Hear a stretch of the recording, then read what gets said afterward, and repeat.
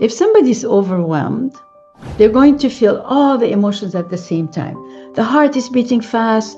There's a gula bagaron. There's tension in their throat. There's tension in their chest. There's butterfly in their stomach, right? Everything, pressure in their neck, in their arms, everything at the same time. If I focus on all of that at the same time, I get more and more activated, more aroused, and more overwhelmed. But, and here's the key, and here's the magic.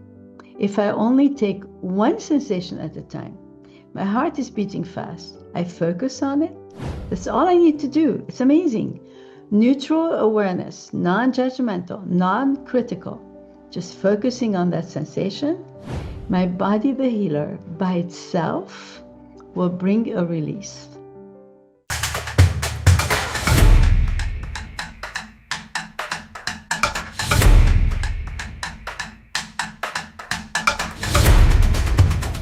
Welcome to the Viktor Frankl podcast. I'm Lori Fein, here with the founder and co-host, Rabbi Daniel Schonbuch, and we're very excited today to have with us Gina Ross.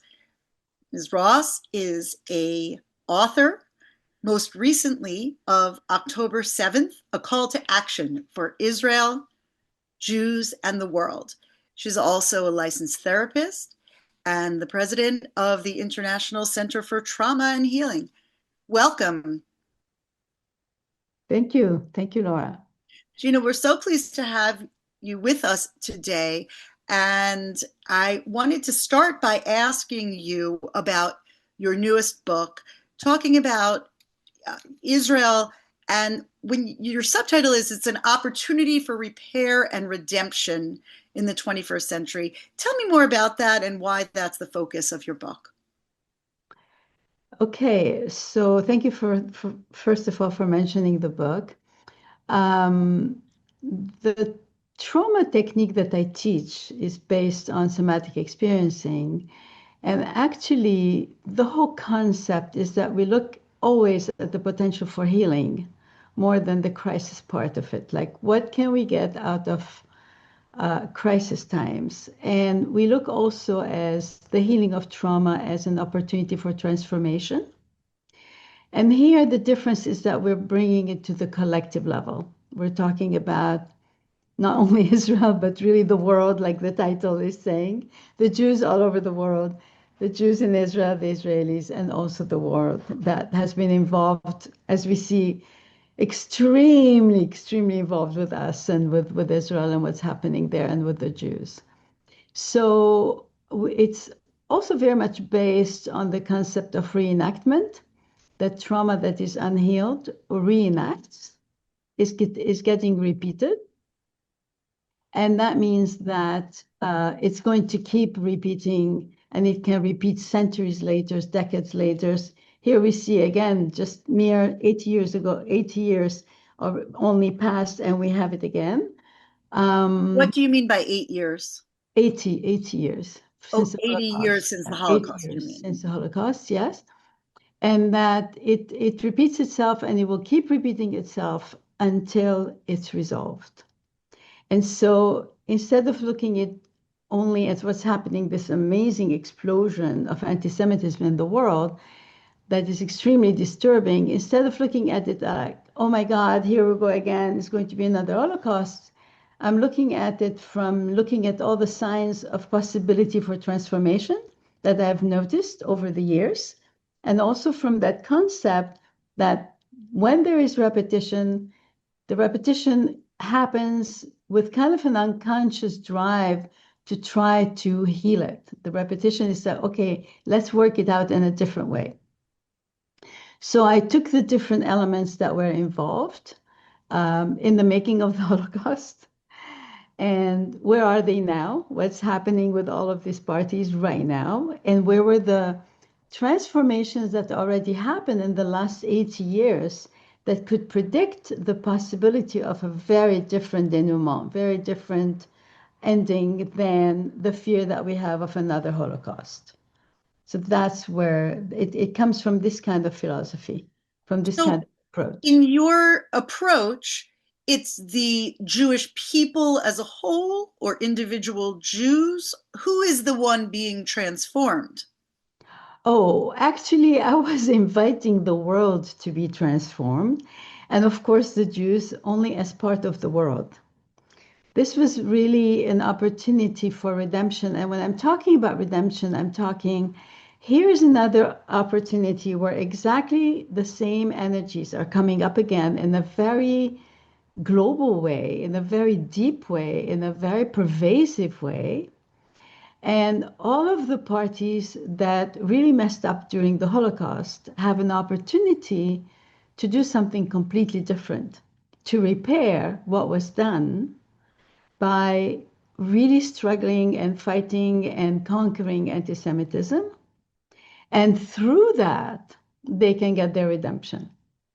And then whatever shame and whatever catastrophic stain it left on the cultures, this is the opportunity for the collective consciousness to get rid of that stain. Mhm. Well, you and I are both trauma therapists, and I don't think our audience are trained in trauma therapy. So could you talk about transformation? You have a mind-body approach. What is somatic experiencing, and what is your approach, emotional first aid? How does it add to people's understanding of how to heal trauma? Yeah. Okay, so that's a lot of questions in one time, and I will see how I can go one by one. So somatic experiencing, first of all, was created by Peter Levine. I introduced it in Israel 25 years ago as a hopeful methodology to bring peace in the Middle East. That was the initial energy, the initial drive. And actually, I did do some trainings in Ramallah and with the Palestinians, and I did with the Israeli Arabs. But at some point, it was very clear that there's a lot of trauma happening in Israel. I can focus my energy there. And it wasn't very easy to continue there. There was too much danger and too much stuff going on. And people have to be ready for that. So, somatic experiencing brought something very, very important to the world. It's actually something that God actually gave us, which is a nervous system that is capable of handling trauma. And Peter figured out how does it get compromised and how do we put it to work again, basically, when it gets overwhelmed. So the understanding that he brought, first of all, was that trauma was in the body, that it dysregulated the autonomic nervous system, and that if we want to heal trauma, we have to use the body. And actually, the body, the healer, is the biggest gift that we have received from Hashem, from God. This is what's so extraordinary about it. And so I was explaining it to some Orthodox people that really needed to understand where was God in the picture of the nervous system. And I explained how it gave us two branches of the autonomic nervous system, the sympathetic and the parasympathetic, that produce specific hormones that actually allowed us to process and digest difficult experiences without being overwhelmed by them. But when stuff happens that is bad, too much, too fast, too soon, and the nervous system can't handle it anymore, that's when we go into crisis. That's when we develop PTSD. That's when we start having all kinds of symptoms. Now, the beautiful thing about it, as I was saying before, is that if I heal myself, in the process of healing, I'm going to discover resources that I had no idea I had. Or I'm going to strengthen whatever resources I had in order to overcome this big major hurdle. And that's where the healing of trauma is actually an opportunity for transformation and not only for healing. That's the beauty of that system. And so when I saw this happening again, I've been working on this for many years, understanding what's happening. I've been following the development of anti-Semitism in the last 2 decades very carefully. First, I was enchanted with what's happening with the Jews in the United States. It's amazing. It's like the golden era again. And then I started seeing the signs happening around the world and even here. and then the explosion. Now, the other concept that's really important to understand, that is one of the transformation, is that the trauma field, including the global trauma field, not only us as Jews, we now understand that anti-Semitism is a symptom. When anti-Semitism reappears again and explodes again in a culture or anywhere, it's because that culture is going through very troubled times. So that's where I think what's new right now is that we understand anti-Semitism is not a Jewish problem. It's a world problem, including a Jewish problem. And it has to be addressed from that point of view.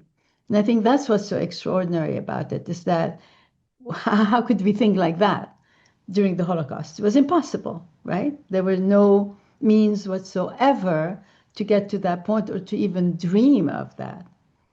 But now we see we have many more allies, we have common enemies, we have a troubled world hoping to look for solutions. It's not there yet. It has to go through more awareness still. But that's basically how I see that. Well, no, because you asked me about the emotion aid, like the tool that I developed. So it's based on somatic experiencing, a little bit of EMDR, a little bit of spiritual Judaism too in there. And the difference here is that we were able to create a tool that can be put in the hands of every single person in the world. So before the idea of healing, you had to be on one-on-one with a therapist. So what's the likelihood when we have a traumatized world to get people to the chair on a one-to-one encounter, right? That's not very likely. But once we you understand, also have to assume that each therapist is aligned with how you are approaching it. so let's say they are, okay, let's say miraculously they are. There are not enough therapists to be sitting in front of each person. But once we understood that actually, and this is the beauty of it, that the whole system was based on the inherent ability to heal that we're born with, that we were created with, then it made more sense to take it globally, to understand that we can actually make healing happen globally. And so emotion aid is a mini version, is like an individual version of healing that actually the initial purpose of it is to prevent trauma, is to develop resiliency, and to take care of acute stress on the spot. And those tools could be put in the hands of every person. So we looked at it. How do we develop a collective model? How do we take it to a whole nation? And once we can take it to one nation, we can take it to the other nations. So that's basically where the whole conceptualization came from. Right. Are you And could you beginning give with us, Israel as the first nation? That's where all my efforts are right now. Israel is an extraordinary laboratory for a lot of creation, a lot of innovation. It's a small country. It very much cares about its people. It very much cares about being compassionate to its population. And I teach SE, and SE you can apply to any modality. And in my trainings, what I saw in Israel is that every single modality was represented that exists in the world, even if there were only one or two Israelis that had learned it. So it's a country always in search of learning and knowledge and capacity and creativity. So that and also that's where my heart is. So that's where it started. could you give us a practical example of emotion aid? And then perhaps let's tie that into somebody that's in a tunnel in Gaza that's come out of the tunnel, how you would treat them. So share with our audience a skill. Let me give you an example that happened when I was training I was training them. I went to a small community, asked me, the mothers and wives of the reserves, Miluim soldiers, asked me to come and do a small training for them. So I had them look at the video And then I did an hour and a half presentation on the video with a little demo. Somebody start crying. I called her in and I start working with her. Great. A week later, the person who invited me, my hostess, tells me, you don't know what happened. A week later started the war with Iran, right? So she went into the mamad with her little grandchild, but her daughter didn't go into the mamad. And she got incredibly upset. And she said, this is not like me at all. I'm always calm, but I was going nuts because the kids were crying. There was a lot of tension. He needed his mom. His mom wasn't coming. And I was ready to tear my hair. And then she said, and I remembered, wait, Gina just taught me something. On the spot, she does 2 of the grounding exercises. She releases the tension in her body. And when they're ready to leave the mamad, she approaches her daughter very calmly and tells her what she needs from her the next time. And she said, this was amazing. Like we're using it on the spot, live, right now. So when another example, somebody and that was from years ago, not from now, but it's so stayed in my mind. Somebody heard a missile or witnessed a missile falling and was in Sderot at the time, and the blood pressure came up very high, and they called the ambulance. While they were waiting for the ambulance to come in, it happens to be that one of my students was near them, and they did 10 minutes of emotion aid. The ambulance went empty-handed. The person did not need it because we were able to release it on the spot. So it's really based on the mechanics in the nervous system and how they work on the spot. Can I give you a little bit more about that? Just a little bit more? Because look, if somebody's overwhelmed, they're going to feel all the emotions at the same time. The heart is beating fast. There's a gula bagaron. There's tension in their throat. There's tension in their chest. There's butterfly in their stomach, right? Everything, pressure in their neck, in their arms, everything at the same time. If I focus on all of that at the same time, I get more and more activated, more aroused, and more overwhelmed. But, and here's the key, and here's the magic. If I only take one sensation at a time, my heart is beating fast, I focus on it, that's all I need to do. It's amazing. Neutral awareness, non-judgmental, non-critical, just focusing on that sensation, my body, the healer, by itself will bring a release. And there are signs of release that I or the other person can recognize. And that would be something like a deep breath that comes by itself, not one I take on purpose.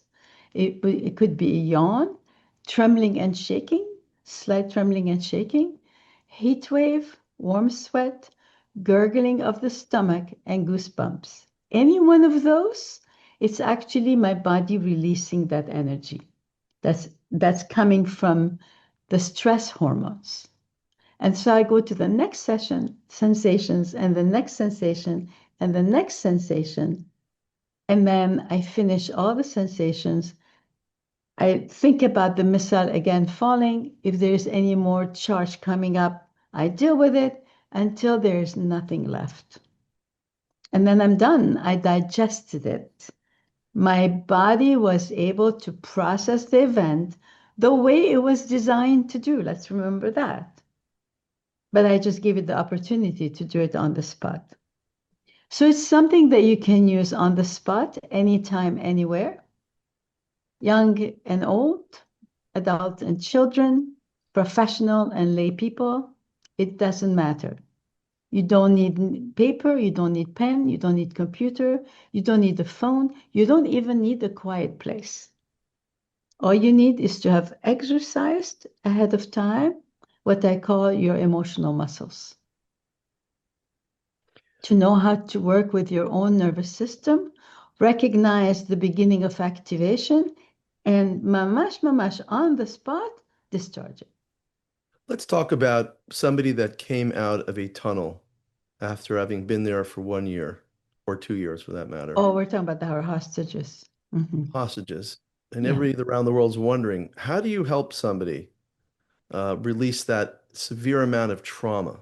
How does that So happen? it's the same thing. First of all, I just want to remind all of us around the world, Jews and non-Jews, that people that have been victims of the Holocaust, people that have been victims of genocide in other countries, in other ethnicities, when it stopped, they started their lives again, built new lives, created all kinds of different things around them, families and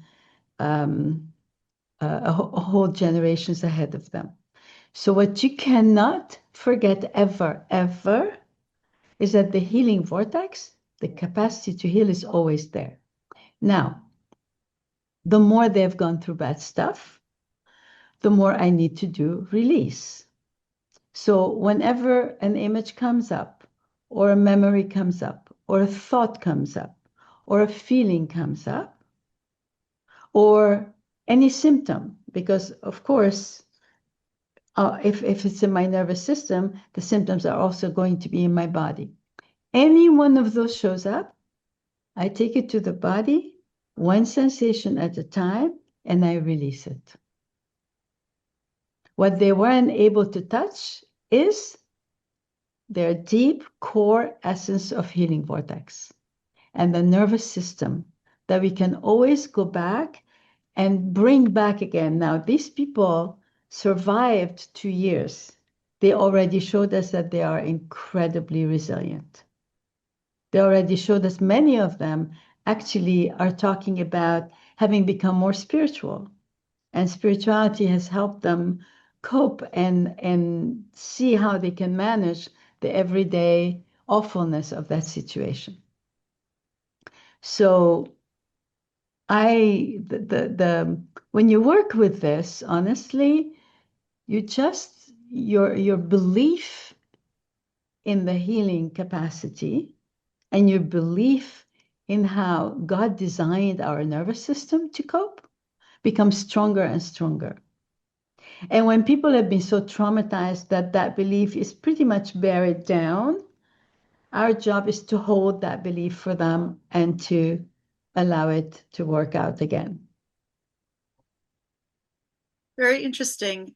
I'm curious if you have thoughts, obviously the type of things that Rabbi was asking about with hostages being in the tunnel, there are certainly that's certainly of concern. But I think that many Jews around the world today are feeling somewhat traumatized by Very, the regular situations that we have very. come to encounter as somewhat more normal. For example, just today we had an election in New York City where many of the Jews in this country come from and have connections to, who we regard as dangerous, and I think many people are experiencing as a traumatic day.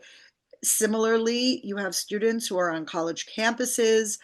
You have people in their job environments who are hearing anti-Semitic and anti-Israel messages Right. on a regular basis Absolutely. and are genuinely frightened and scared and feeling an ongoing repetitive trauma that they have fear both from what has happened already and also fear for the future. Is there something in this type of treatment that you would recommend for that situation? Absolutely, absolutely. So, first of all, the plan, the project I'm working on in Israel is about taking the healing of trauma and the prevention of trauma, which is even more important than the healing of what happened, to the collective level. And then, second plan is to take it to the diaspora, because the diaspora needs it very badly. It's the same tool, it's the same concepts. So here's what I want you to imagine. Normally, you take care of a trauma after it's over, the traumatic event is over. But we are in a perpetual traumatic activation. As a Jewish people right now, with the exploding anti-Semitism. And as a country that has been at war for 2 years nonstop, with little wars within the big war and all of that stuff, we learn, and I want you to really understand this, we learn to work with relative safety, meaning if my nervous system gets more tuned, like I put more stress and more stress and more stress, and every time I put more stress, its resiliency goes down. At some point, it goes so much up that it overflows, right? So what am I going to do? I'm going to make sure that at the moment that I'm relatively safe, so I'm in my house right now talking to you. Yes, they're doing all kinds of things in New York, maybe at the university, but right now at this moment, I can work on my nervous system, notice the fear, notice the tension, notice the thought, oh my God, this is so dangerous. What do I do? And where do I feel it in my body when I have that thought? And then I discharge it.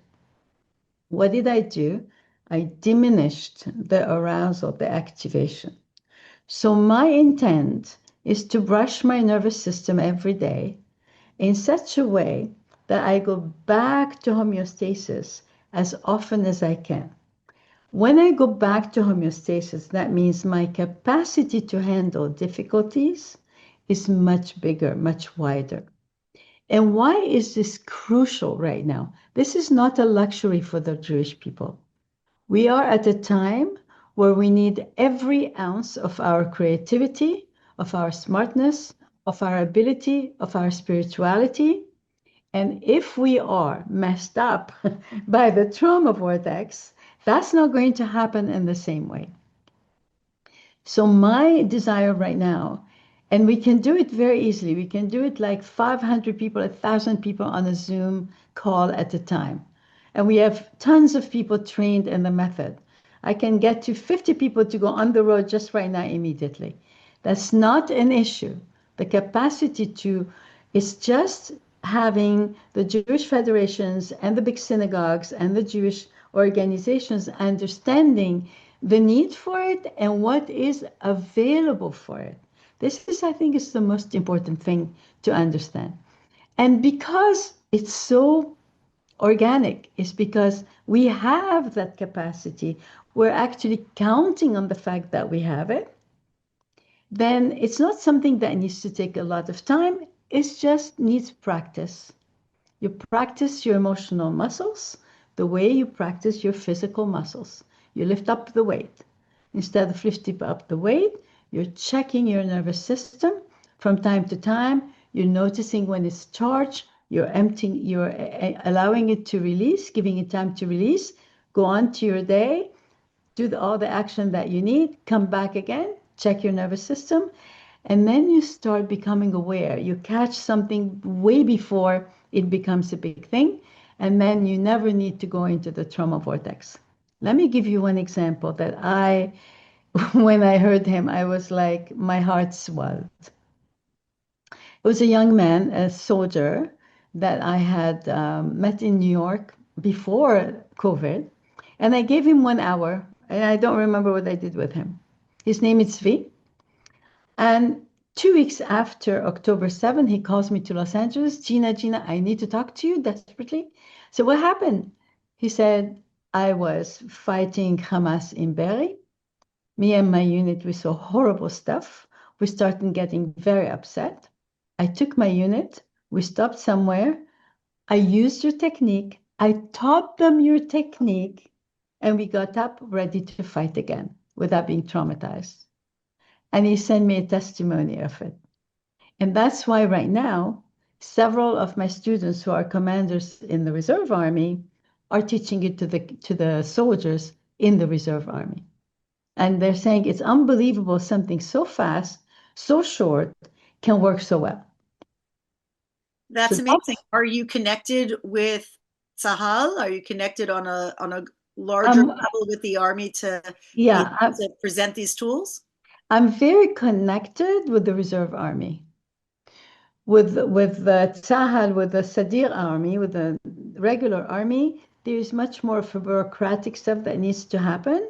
So we're looking at how how to bring the information. The information is coming anyway because my students are all over the country working with all kind of different traumatized people, whether it's the evacuate, the hostages, the soldiers, the people that were wounded. We never talk about the wounded during the October 7th. 3,500 people were wounded, and all the people around them that had all the losses and everything around them. So they're working, it's all in the field. One of my students is working with policemen, giving it to policemen. I did presentations for the Ministry of Defense, for the police, and for the rehabilitation centers. So it's like it needs to go everywhere. We're doing presentations in the hospitals. We're doing presentations for Hatzalah. We're doing presentations for first responders. We want to take it into the school for the teachers. They can bring back those kids with a few exercises that promote release and promote coming back into balance. We can get those kids back on track very quickly. So I'm extremely hopeful, but I'm praying, and I think hopefully this interview is one of them, to have the help to just spread it because it's ready to go. We have been working on the Ross model for 25 years. We have books for every sector and examples for every sector, how they can work with it. And there's a lot of interest in it. But again, you need the oomph, you need the media, you need this and you need that, and you need more money and things like that. But the tools, the capacity, the availability, it's all there. So if our listeners would like to learn your techniques it sounds like the techniques would also apply to just ordinary day-to-day trauma. So many people today have anxiety, depression, and feel the pain of living in a world today. This seems like it would be very applicable to them too. Where would people go to learn more? Absolutely. So emotion aid can work for, as I said, to discharge stress, high stress on the spot, traumatic event on the spot, to build resiliency, to practice it and build resiliency. And it is preventive against cumulative trauma. But there is a caveat. If you have a deep trauma from many years ago, you can't do it by yourself. You need the help of somebody, and you use the tool. And instead of being with this technique and this tool that you're using on your own, instead of being 10 years in therapy, you can end up being 6 months in therapy and get away with it and be okay. So that's a very big change. I can, when you're putting it out, I can send you the contact information, the title of the book, the contact information for the website, where you can find the trainings for somatic experiencing and for emotion aid at the same time.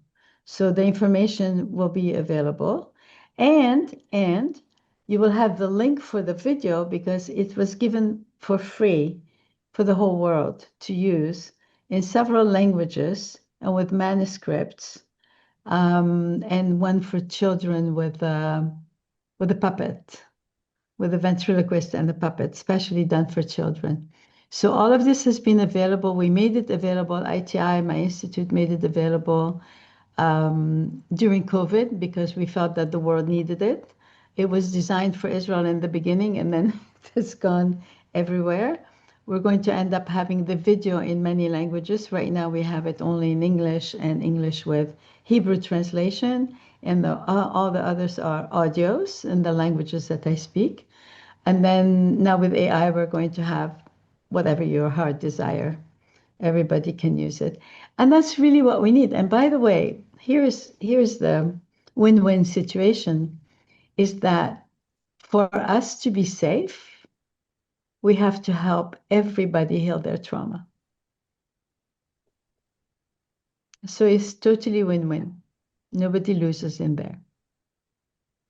So the nations of the world, we can help them through these techniques to also heal from their own traumas. And you feel that will heal the global trauma at the same time. Absolutely. So the message of Jewish suffering on some interesting level is also that we can heal and then they can heal as well. Exactly. And I think like, okay, I may be like, I don't know, out of the norms, but I think all of this is happening for a reason. I think we have a mission in the world as a Jewish people, and it's a very heavy responsibility. We pay a huge price for that mission, but at the same time, it's the opportunity to really bring the tools. I mean, we're doing it in other areas too, but I think in how to do ethical fighting and how to do taking care of the population and how to do paying attention to the sacredness of life of every individual. I mean, there are things that, whether we like it or not, if we act purely who we are according to our teaching, it's going to be a model for the world. And there's another thing that I say that's very important. It's not for nothing that we've gone around the world for 2,000 years, because we have those cultures in our DNA now too. So we're not speaking out of not understanding and not knowing and not being exposed. We're really speaking out of having melted, really melded with the whole world and coming now to our own and standing on our own, but in conjunction with the rest of the world, not in separation, separate identity, but in extension to the rest of the world. Sounds quite remarkable. The Maharal of Prague also said the same thing about 500 years ago, that each exile, the Jewish people are formed by the countries that they're in, and they also add something to the countries that they were living in as well. There's an exchange. That's It's an right. emotional collective unconsciousness, which is shared between two cultures. We improve and they improve. What you're basically saying here is that this is part of the universal historical process, which ends in some type Right. of redemptive process, which you mentioned in your book, Right. when we're able to heal from our traumas. When we're able to hear from what? From our traumas. Right. It Absolutely. ends in a redemptive type of state Absolutely. of being worldwide. Yeah.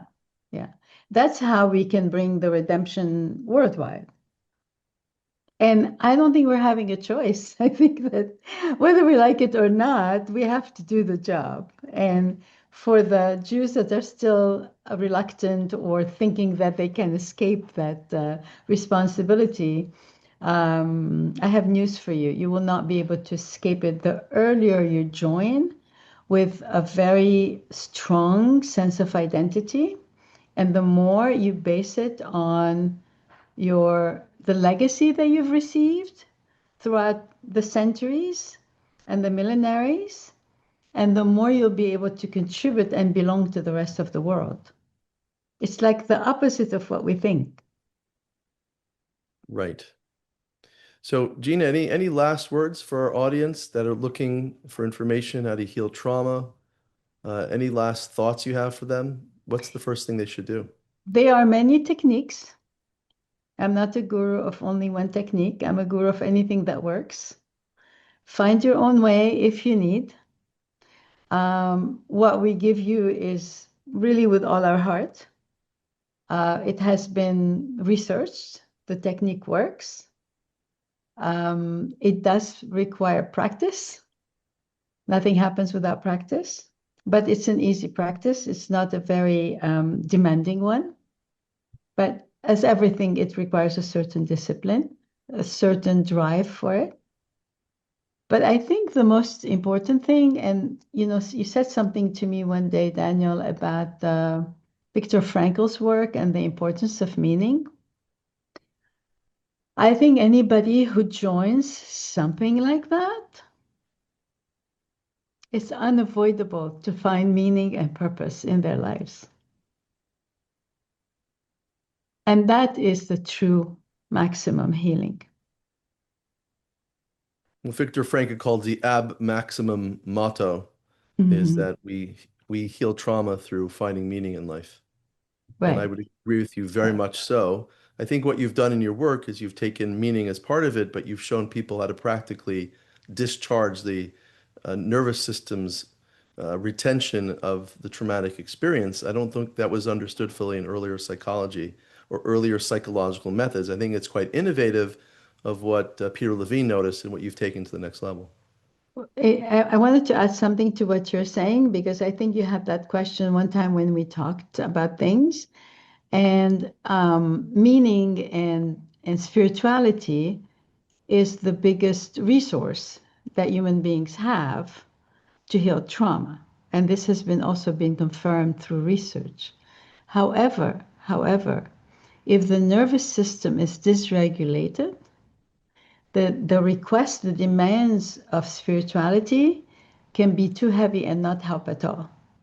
So it's very important to know where the nervous system is.